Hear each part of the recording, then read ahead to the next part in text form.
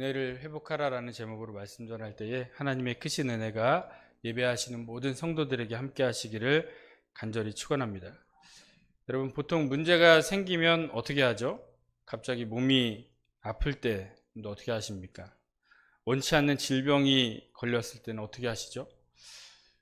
병원도 가고 보험회사도 부르시겠지만 성도라면 기도의 자리로 나아가야 할 줄 믿습니다. 하나님께 나아가는 것이죠. 하나님을 찾고 하나님의 은혜를 구하는 것입니다. 주님께 나아가서 우리에게 생겨난 수많은 그런 문제가 해결되기를 간절히 기도하실 줄 믿습니다. 그런데 보니까 사실 문제 없는 사람은 없더라고요. 별로 문제가 없어 보이는 사람이고 또 가정인데 들여다보면은 문제가 다 있습니다. 너무나 신앙생활 잘 하시고 또 건강하신데 재정적으로 어려운 그런 가정이 있거나 또 재정적으로는 어려움은 없는데 이 질병과 고통으로 평생 힘들어하는 사람도 있습니다. 자녀는 신앙생활 잘하고 있고 또 재정적으로 또 풍족한데 또 남편이 신앙생활을 안 하는 경우가 있습니다. 그리고 하나의 문제가 해결되면 거기서 끝나는 게 아니라 또 다른 문제가 생기게 됩니다. 해결되면 또 다른 문제가 터지고 계속해서 문제가 끊이지 않는 우리의 삶을 보게 됩니다. 왜 이럴까? 문제가 있을 때마다 우리는 어떻게 할 수 있습니까? 하나님께 나아갈 수 있다는 거예요. 하나님을 찾고 만나고 하나님께 기도할 수 있다는 거죠. 그래서 날마다 하나님의 관계를 이루며 살아가는 것이 바로 하나님의 은혜인 줄 믿습니다. 그래서 문제로 인해서 날마다 하나님의 은혜 가운데 살아가는 것, 그것 자체가 우리에게 너무나 귀한 것이죠. 문제가 해결돼도 또 다른 문제가 생기니까 하나님께 꼭 기도해야 하는가 이런 의문을 가지실 수 있습니다. 중요한 것은 그 문제로 인해서 그 하나님께 기도하고 있는 그 상태가 중요하다는 것이죠. 사실 문제 해결보다 중요한 것은 하나님과 올바른 관계입니다. 날마다 하나님의 은혜 가운데 살아가는 삶이 중요하다는 것이죠. 근데 우리가 문제가 없으면은 간절히 기도하겠습니까? 평탄하고 형통하기만 한다면 하나님께 나아가려 하겠습니까? 아니, 하나님을 인정이라도 할까요? 하나님 없이 또 하나님 없는 것처럼 살지 않겠습니까? 사도 바울은 육체에 가시가 있었습니다. 사탄의 사자라고도 하는데 이것이 말 그대로 육체의 고통인지 또는 영적인 고통인지 감정적인 고통인지는 정확히는 알 수 없습니다. 가시라는 표현을 가지고 본다면 사탄의 유혹일 수도 있고 또 만성적인 눈병, 또 편두통, 간질, 언어장애 다양하게 우리가 생각해 볼 수가 있는데요. 그런데 이 가시로 인해서 여러 계시를 받는 것이 지극히 크므로 너무 자만하지 않게 하시려고 하나님 육체에 가시를 주셨다 이렇게 고백을 합니다. 사도 바울은 3일 동안 눈이 보이지 않고 먹지도 마시지도 못하는 가운데 주님을 만났습니다. 그리고 그 모든 하나님의 뜻을 알게 되죠. 그래서 스스로를 주님을 직접 보고 만났다 하는 사도라 칭하게 됩니다. 그래서 본문의 앞절, 우리 2절부터 4절 내용을 보면 주님이 보여주신 환상과 계시도 보았습니다. 셋째 하늘도 보았고 낙원에도 갔다 왔습니다. 이 얼마나 귀한 경험입니까? 근데 이 경험은 자신을 드러내고 얼마든지 교만해질 수 있는 경험이라는 것이죠. 근데 사도 바울에게는 가시가 있었습니다. 육체에 가시가 있는 것 때문에 그는 자만하지 않게 되었다라고 고백을 한 것이죠. 가시로 인해 자만하지 않았다는 것은 다른 말로 하나님을 알고 하나님 앞에 자신의 위치를 알았다는 것이죠. 마치 선악과 명령에 따라서 이 선악과를 그대로 내버려 둠으로써 하나님을 왕으로 인정하고 자기는 대리 통치자라는 사실을 인정하는 것과 같다는 것이죠. 가시로 인해 교만하지 않습니다. 내가 있어야 할 위치와 자리에서 벗어나지 않는다는 것이죠. 또한 사도 바울은 이것이 떠나가게 하기 위해서 3번 주께 간구했습니다. 한 번, 두 번, 세 번, 딱 이 3번 이 횟수로 말하는 이러한 기도가 아니라 아주 간절하게 진지하게 기도했다는 의미입니다. 그래서 사도 바울은 자신의 육체의 가시로 인해서 기도하는 자리로 또 간절히 기도하는 모습으로 주님 앞에 나아간 것이죠. 사랑하는 성도 여러분, 여러분들에게도 이 사도 바울과 같은 가시가 있지는 않습니까? 없다는 분은 가시인지도 모르는 분이거니와 또 너무 가시가 많아서 무뎌진 분이신지 모르겠지만 모든 사람에게는 가시가 있습니다. 근데 여기부터가 중요해요. 우리가 이 가시를 빼내는 것이 목적이 아닙니다. 내가 가지고 있는 가시로 인해서 하나님 앞에 나아가는 것이죠. 하나님을 찾고 하나님을 만나고 하나님께 간절히 부르짖으며 기도하는 것입니다. 이러한 반응과 태도를 가진 자는 바로 이것을 경험하게 될 것입니다. 바로 하나님의 은혜입니다. 아이러니하게도 하나님의 은혜를 언제 경험하죠? 누가 보아도 하나님의 은혜를 많이 받아 누리는, 이 복을 누리는 그런 사람이 아니라 하나님의 은혜가 다 사라진 것 같은 저주를 받은 그러한 상황입니다. 그런 육체의 가시로 아파하고 슬퍼하며 괴로워하고 고통 가운데 좌절과 낙심과 절망과 이 실패라는 가시로 인해서 정말 하나님의 은혜를 찾을 수 없는 그러한 상황에서 하나님께 나아가게 하는 그것이 바로 하나님의 은혜인 줄 믿습니다. 코로나로 인해서 너무나 힘든 상황이 이루어지고 있습니다. 대부분이 우리가 고통을 경험할 것입니다. 육체의 어떤 고통과 질병으로 또 마음의 그러한 근심과 걱정으로 너무나 힘든 사람이 있고 남들에게 말하지 못하는 그런 아픔과 고통으로 인해 신음하는 사람도 있을 것입니다. 이런 어려움과 고통의 문제를 가진 우리가 지금 이 예배의 자리로 나아온 것이 바로 은혜인 줄 믿습니다. 육체의 가시로 인해서 주님 앞에 나아가고 하나님께 간구하는 것, 이것이 하나님의 은혜라는 것입니다. 목마른 사슴이 시냇물을 찾듯 갈급한 마음으로 주님 앞에 나오는 것이고 상한 심령으로 예배할 때에 가장 큰 하나님의 은혜를 경험하게 될 줄 믿습니다. 이 시간 말씀을 통해 하나님의 은혜를 회복하는 귀한 시간 되시기를 바랍니다. 하나님의 은혜가 여러분의 삶 속에 넘쳐나시기를 간절히 소망합니다. 이 시간 우리의 모든 문제를 뒤엎어버리는 그런 하나님의 놀라운 은혜를 경험하시기를 간절히 축원합니다. 첫 번째 우리가 알 수 있는 것은 은혜는 따라합니다. 은혜는 깨닫는 것입니다. 우리 8절을 보겠습니다. 8절 시작. 이것이 내게서 떠나가게 하기 위하여. 사도 바울은 육체의 가시가 떠나가기를 위해서 3번 간절히 기도합니다. 그러나 하나님께서 말씀하시기를 내 은혜가 내게 족하도다. 너에게 은혜는 충분하다는 거예요. 더 이상의 은혜가 필요 없다는 것입니다. 근데 은혜는 헬라어로 카리스라는 단어를 사용하는데 호의, 사랑, 칭송, 마음, 감사, 기쁨, 아름다움, 만족스러운 행위와 태도, 이런 다양한 의미를 가지고 있는데 정리하면 하나님이 우리에게 값없이 주시는 선물이다, 이렇게 정리할 수 있을 것 같습니다. 이를 생각해 본다면 참 많이 있어요. 근데 아침에 눈을 뜨게 하시고 우리에게 생명을 허락해 주셨습니다. 호흡하게 하시고 마실 물을 주시고 먹을 양식을 주셔서 오늘 하루의 생명을 이어가게 하셨습니다.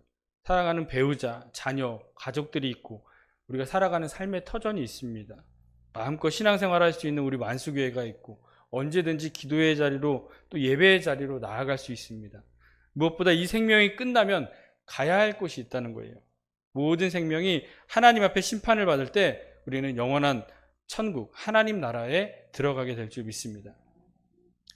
생각해 본다면 하나님의 은혜가 아닌 것은 하나도 없다는 것입니다. 근데 육체의 가시는 하나예요. 은혜는 너무 많은데 육체의 가시는 반면 하나밖에 안 돼요. 그래서 육체의 가시를 제거하지 않아도 사실 우리는 충분하고 차고 넘치는 하나님의 은혜를 받고 있다는 사실입니다. 이것을 다른 측면에서 보면 육체의 가시 하나로 인해서 이미 족하게 또는 넘치도록 받은 은혜를 보지 못했다는 것입니다. 죽을 것 같이 아픈 사람이 원하는 것이 무엇이겠습니까? 다른 거 필요 없습니다. 낫는 것이죠. 너무나 배고픈 사람에게는 음식 외에는 보이지 않습니다. 육체의 가시가 너무 크다면 이 하나님의 은혜를 보지 못한다는 것이죠. 그러나 하나님 말씀 앞에 나를 들여다보니까 은혜는 이미 족하다는 것을 깨닫게 된 것입니다. 그래서 나의 육체의 가시보다 더 크신 하나님의 은혜를 볼 수 있는 은혜가 우리에게도 있으시기를 소망합니다.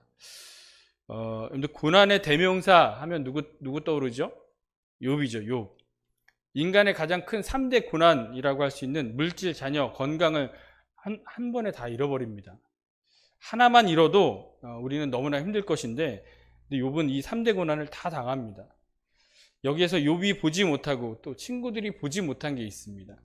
심지어 성경을 가지고 있는 우리도 이 욥의 고난이 너무나 크게 느껴진 나머지 보지 못하고 넘어가는 내용이 있어요. 욥이 당한 고난의 시작은 욥기 1장과 2장에 보면 알 수 있는데요. 땅을 두루 돌아다닌 이 사탄이 이 하나님과 천사들이 모인 천상회의에 참가하게 됩니다. 이때 하나님은 욥과 같은 사람이 이 세상에 없다라면서 욥을 이 사탄에게 칭찬하고 자랑하십니다. 그러자 욥에게 울타리를 쳐주시니까 하나님께서 복을 많이 주시니까 욥이 그런 것 아니냐, 이렇게 사탄의 이러한 말에 하나님은 사탄에게 욥을 맡기시죠. 하나님이 사탄에게 허락하셔서 그래서 욥이 고난을 당하기 시작합니다. 근데 우리가 여기에서 주목할 것이 있는데 사탄의 손에 맡기시지만 하나님께서는 사탄에게 당부하신 말씀이 있습니다. 고난을 허락하셨지만 꼭 붙들고 계신 것이 있었습니다. 욥기 1장 12절입니다. 여호와께서 사탄에게 이르시되 내가 그의 소유물을 다 내 손에 맡기노라. 다만 그의 몸에는 내 손을 대지 말지니라. 사탄이 곧 여호와의 앞에서 물러가니라. 보이시죠? 빨간 글자. 빨간 글자로 해놨으니까 잘 보이셨을 것입니다. 또 2장 6절을 보겠습니다. 2장 6절 시작. 여호와께서 사탄에게 이르시되 내가 그를 내 손에 맡기노라. 다만 그의 생명은 해하지 말지니라. 고난을 허락하셨지만 다만 몸에 손을 대지 않도록, 다만 그의 생명은 해하지 않도록 하나님은 욥을 꼭 붙들고 계시다는 것이죠. 욥을 붙들고 계신 것이 바로 은혜라는 것입니다. 욥이 너무 이 고난을 크게 당했기 때문에, 그 고난의 크기가 너무 크기 때문에 하나님께서 욥을 붙들고 계신 것을 보지 못했던 것입니다. 사랑하는 우리 만수교회 성도 여러분, 내가 잃은 것 때문에, 잃은 것이 너무나 커서 하나님께서 나에게 주신 것을 보지 못하고 있지는 않습니까? 하나님께서 나에게 주신 것, 지키시는 것, 붙들고 계시는 것이 무엇인지를 한번 생각해 보시기를 바랍니다. 다른 거 다 가져가신다 해도 하나님은 우리에게 모든 것을 주신 분이십니다. 우리의 모든 문제를 내버려 두신다 할지라도 우리의 가장 큰 문제를 해결해 주시는 분이십니다. 죄로 인해 엄청난 고통과 절망을 당한다 할지라도 예수 그리스도로 말미암아 죄사함 받게 하시고 영생을 누리게 하는 가장 큰 복과 은혜를 내려주신 줄 믿습니다. 우리에게 주신 가장 큰 은혜가 무엇입니까? 모든 은혜를 거둬가신다 해도 우리가 놓치지 말아야 할 은혜가 무엇입니까? 바로 예수 그리스도이십니다. 믿었던 사람에게 배신당하고 또 튼튼했던 내 건강을 잃어버리고 사기당해서 많은 돈을 잃었다 해도 우리에게는 주님이 있습니다. 우리가 다른 것은 다 잃어버리고 다 빼앗겨도 우리에게 주신 것, 바로 십자가의 은혜를 기억하시기를 바랍니다. 예수 그리스도 한 분만으로 만족할 수 있는 성도들이 되시기를 간절히 소망합니다. 우리는 보통 가시를 세워봅니다. 힘들었던 일, 고통당했던 일, 배신당했던 일, 속상했었던 일, 기분 나쁜 일. 그러면서 깊이 묵상하죠. 묵상하면 어떻게 되죠? 더 막 화가 치밀어 오르죠. 그 사람 보기도 싫고 막 짜증나요. 가시를 생각한다면, 가시를 묵상하면 더 힘들어집니다. 근데 반대로 나에게 주신 것들, 하나님께서 우리에게 베풀어 주신 것들을 세어보시길 바랍니다. 그리고 묵상하시기를 바랍니다. 그럴 때 상황은 달라지지 않는다 해도, 여전히 우리에게 육체의 가시가 있다 할지라도, 그럼에도 하나님의 족한 은혜를 경험하게 될 줄 믿습니다. 오늘 불렀던 찬양, 받은 복을 세어보아라. 크신 복을 내가 알리라. 하나님께서 이미 나에게 주신 복을 헤아려 보시기를 바랍니다. 우리가 얼마나 많은 은혜를 받아 누리고 있는지를 깨달으시기를 바랍니다. 이미 우리에게 주신 하나님의 은혜가, 크신 은혜가 우리에게 있다는 사실을 깨달으시는 저와 여러분 되시기를 간절히 소망합니다. 두 번째 은혜는 따라합니다. 은혜는 받는 것입니다. 8절 9절 다시 읽겠습니다. 8절 9절 시작. 이것이 내게서 떠나가게 하기 위하여 내가 3번 주께 간구하였더니 나에게 이르시기를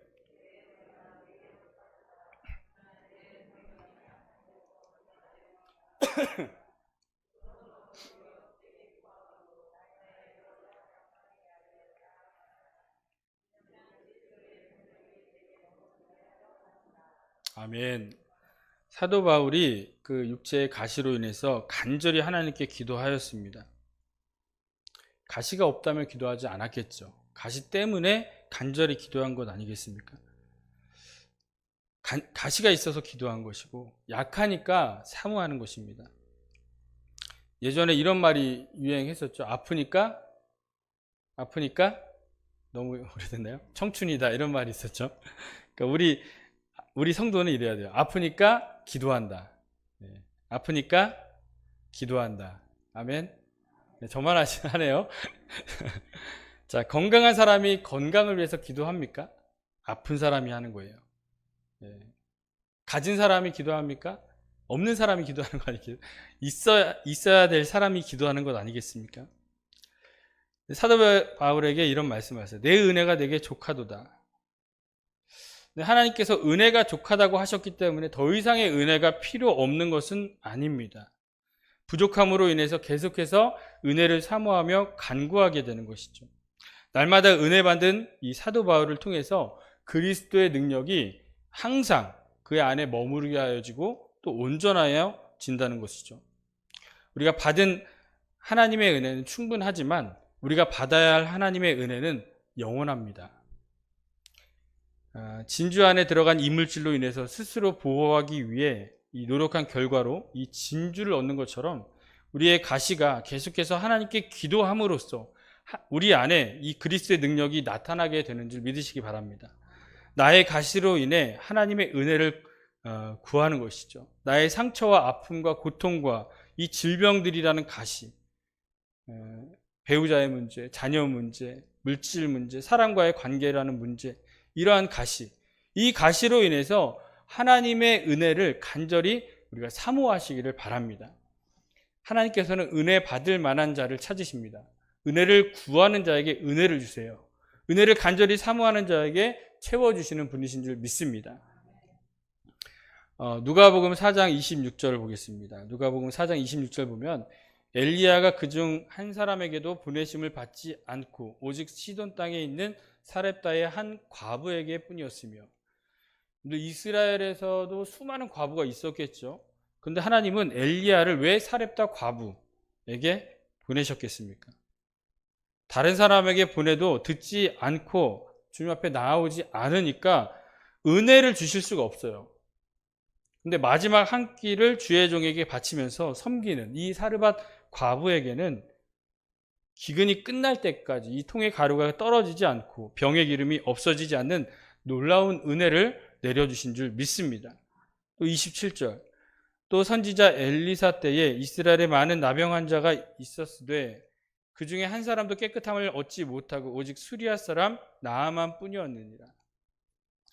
이 아람 사람, 수리아 사람, 이스라엘 사람이 아니에요. 이스라엘은 수많은 나병 환자가 있었음에도 불구하고 이방 사람인 이 나아만 한 사람이 어떻게 깨끗함을 받았겠는가? 이 수리아 사람 나아만은 이 나병을 낫게 하기 위해서 이방 나라인 이 북이스라엘 사람, 이 하나님의 종 엘리사를 찾아옵니다. 그래서 요단강물에 가서 7번 몸을 씻으라는 말에 순종을 합니다. 그래서 당시 불치병이었던 나병에서 깨끗하게 되었다는 것이죠. 이 당시 수많은 나병 환자가 있었습니다. 그런데 왜 나아만 장군만 깨끗함을 받았겠습니까? 당시 북이스라엘 모든 백성들이 하나님을 떠났습니다. 선지자를 아무리 보내도 듣지 않았습니다. 그럼 하나님의 은혜가 다른 이방 사람들에게 넘어가게 되었다는 것이죠. 요나 때에도 마찬가지죠. 니느웨 백성들이 다 회개하고 하나님 앞에 돌아오는 것을 보게 됩니다. 늘 하나님의 말씀을 간절히 사모하시기를 바랍니다. 말씀이 참 어떻게 보면 흔하죠. 언제든지 말씀 볼 수 있고 들을 수 있는 아주 풍성한 시대를 살고 있습니다. 근데 홍수 가운데 이 마실 물이 없는 것처럼 우리에게 그런 은혜가 점점 더 약해지는 것 같습니다. 그래서 이 은혜를 주셔도 받지 않는다면 그 은혜는 다른 사람에게 옮겨져 간다는 것이죠. 저는 주의 종이죠. 아멘. 주의 종을 통해서 하나님께서 나에게 말씀하시는 줄 믿습니다. 하나님 앞에 부족하고 정말 무익한 종이지만 저를 통해서 하나님께서 여러분에게 말씀하신다는 사실을 믿으시기 바랍니다. 마태복음 10장 40절 너희를 영접하는 자는 나를 영접하는 자요 하는 것이요 나를 영접하는 자는 나 보내신 이를 영접하는 것이니라. 이를 듣고 순종할 때 하나님의 은혜를 경험하게 될 줄 믿습니다. 하나님 말씀 전하는 설교자뿐만이 아닙니다. 정말 어린아이를 통해서라도 이 들려주시는 하나님의 세밀한 음성을 들으시기 바랍니다. 마음에 감동하시는 이 명령이 있을 것입니다. 그 말씀에 순종하셔서 하나님의 은혜가 여러분들의 삶 속에 날마다 넘쳐지고 채워지기를 간절히 소망합니다. 그 은혜가 차고 넘쳐서 나 한 사람에게 머무는 것이 아니라 내 자녀에게, 내 후손에게까지도 이 하나님의 은혜가 영원히 함께 하시기를 간절히 축원합니다. 노아를 말씀할 때 하나님께 은혜를 입었다 이렇게 말씀을 하십니다. 은혜를 입는다는 것은 무슨 의미일까요? 노아 시대 때 이 하나님의 아들들이 사람의 딸들의 아름다움을 보고 자기들이 좋아하는 모든 여자들을 아내로 삼습니다. 그 이후에 하나님을 떠난 이 육체가 된 사람들은 그 어려서부터 생각하는 것이 악하게 되죠. 그래서 세상 모든 사람들이 다 악해졌어요. 구별됐던 셋의 계열도 경건한 자손도 다 섞여버려가지고 다 악하게 되었다는 것이죠. 그래서 하나님은 심판하실 계획을 하셨습니다. 근데 노아는 어떠합니까? 그러나 노아는 여호와께 은혜를 입었더라. 여호와께 은혜를 입었습니다. 다른 사람들은 하나님을 떠났고 하나님 말씀 듣지 않았습니다. 그러나 노아는 하나님의 말씀을 믿었습니다. 들었습니다. 그리고 그 말씀에 순종하였습니다. 그래서 22절 노아가 그와 같이 하여 하나님이 자기에게 명하신 대로 다 준행하였더라. 은혜를 입었다는 것은 바로 하나님 명령대로 순종했다는 것입니다. 하나님 말씀을 믿었고 그 명령에 순종하는 자리까지 나아가는 것이 바로 은혜라는 것입니다. 하나님 명령에 순종하여서 노아는 방주를 만듭니다. 그래서 노아는 홍수 가운데 모두가 멸망하는 가운데 구원을 얻게 됩니다. 노아의 가족이 구원을 얻고 그의 후손도 구원을 얻게 됩니다. 그리고 우리도 그 후손이기 때문에 구원을 얻은 것이죠. 예수 그리스도의 순종으로 온 인류가 죄에서 구원을 받았습니다. 그러나 그 앞서 노아가 하나님 말씀에 순종해서 방주를 만들지 않았더라면 지금 우리가 이렇게 생명을 갖고 살 수 있었겠습니까? 태어나지도 못했을 것입니다. 은혜를 입은 자, 바로 하나님 말씀에 순종하는 자의 모습으로 살아가는 성도들이 되시기 바랍니다. 그러면 이 반대의 말은 무엇이죠? 하나님 말씀에 순종하지 않은 자겠죠. 아무리 하나님 말씀을 들어도 끝까지 듣지 않고 회개하지 않습니다. 대표적으로 바로 왕이 그렇습니다. 은혜가 없어요. 하나님 말씀을 들으려 하지 않습니다.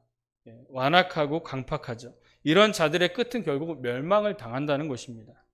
사랑하는 성도 여러분, 하나님의 음성을 들으시기를 바랍니다. 부족한 종을 통해서 주시는 하나님의 말씀에 순종하시기를 바랍니다. 지금은 주의 일을 안 해서 편하고 또 쉽게 신앙생활을 할 수 있을 것입니다. 그러나 순종하면은 순종 자체도 부담스럽지만 순종하는 것이 또 힘들지만 순종할 때에 더 큰 은혜를 여러분들 경험하게 될 줄 믿습니다. 믿음으로 순종하셔서 우리를 향하신 우리를 예비해 주신 이 만 가지의 복과 은혜를 받아 누리시는 저와 여러분 되시기를 간절히 소망합니다. 마지막으로 따라하겠습니다. 은혜는 갚는 것입니다. 은혜는 갚아야 됩니다. 자, 10절을 보겠습니다. 10절 시작. 그러므로 내가 그리스도를 위하여 약한 것들과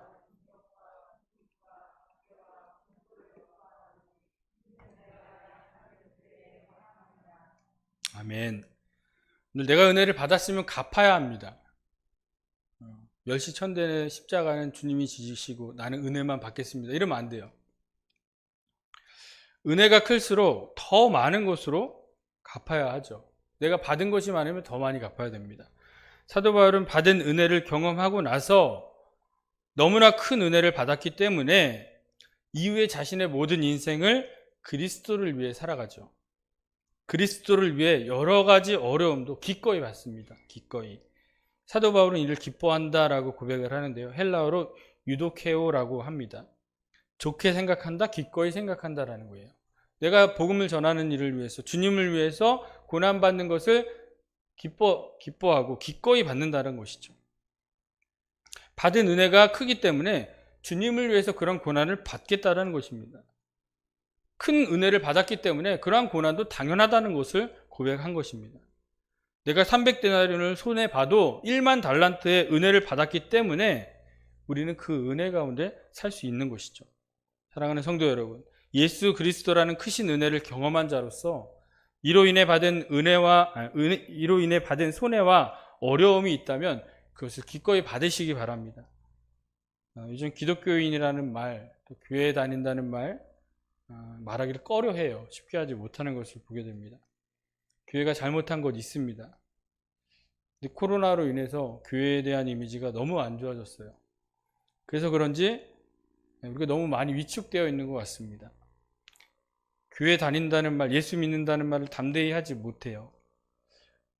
그러나 이것이 주님을 부끄러워하는 태도로 변해서는 안 될 것입니다. 근데 좀 부끄러우면 어떻습니까? 예수님은 우리 때문에 모든 수치와 조롱을 당하셨는데 주님 때문에 좀 부끄러운 거 괜찮지 않겠습니까? 사실 주님 때문에 부끄러움을 당하는 것이 아니라 우리가 잘못 신앙생활해서 사실 우리가 당하는 부끄러움입니다. 우리가 주님을 믿는 것이 우리에게 가장 큰 자랑스러운 일이 되시기를 간절히 소망합니다. 주님으로 인해 당하는 모든 고난과 어려움에 대해 기쁘게 감당할 수 있는 성도들이 되시길 바랍니다. 사도 바울은 받은 은혜가 너무 크기 때문에 주님이 주신 이 생명보다 주님을 위해 해야 하는 일을 더 귀하게 여겼습니다. 사도행전 20장 24절입니다. 내가 달려갈 길과 주 예수께 받은 사명 곧 하나님의 은혜의 복음을 증언하는 일을 마치려 하면은 나의 생명조차 조금도 귀한 것으로 여기지 아니하노라. 그래서 사명과 생명이 나옵니다.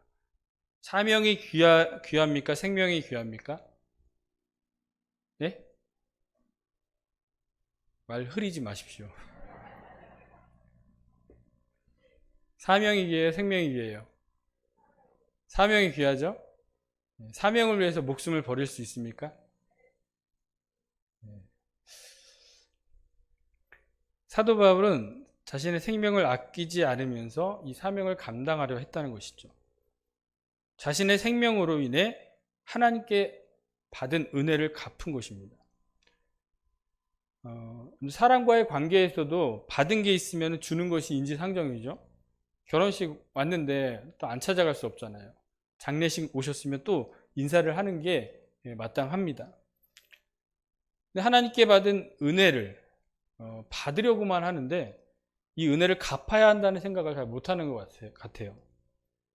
종교인은 하나님이 나에게 주시는 것에만 관심 있는 자들입니다. 그러나 신앙인은 내가 하나님을 어떻게 섬길까, 무엇을 드릴까 라고 생각하는 자들인 줄 믿습니다. 받은 은혜의 크기는 주는 은혜와 비례합니다. 많은 것을 나누고 베풀며 주님을 위해서 헌신하는 자는 그만큼 내가 받은 은혜가 많기 때문이죠. 사도 바울과 같이 받은 은혜가 크다면 예수 그리스도를 위해 고난과 또 복음 증거라는 귀한 사명으로 더 열심히 갚으시기를 간절히 소망합니다. 그리스도와 함께 영광을 받았다면 그와 함께 고난을 받는 것이 마땅한 줄 믿으시기 바랍니다.